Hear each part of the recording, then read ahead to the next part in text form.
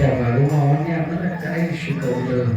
प्राणी मात्रांवरती, मेंढरांवरती, वासरांवरती दया करा. बाळूमामाच्या नावानं बोला, बाळूमामाच्या नावानं.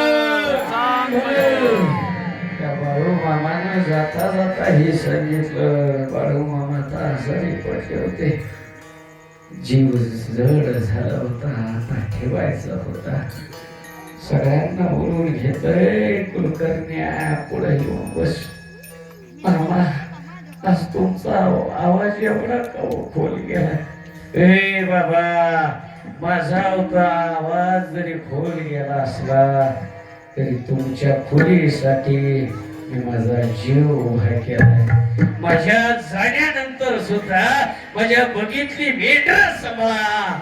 माझा कदाचित देह नसल, पण माझी मेंढरच हा बाळूमामा हे समजा.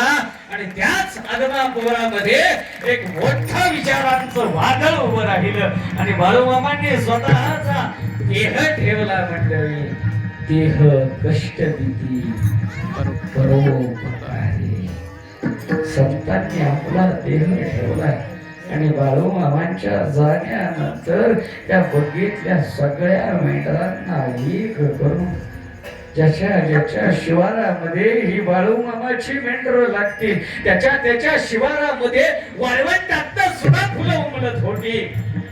ही बाळूमामाची किमिया होती का? तुम्ही संत जन, संत कसे आहे? तुम्ही संत कसे आहे? तुम्ही संत माये बाप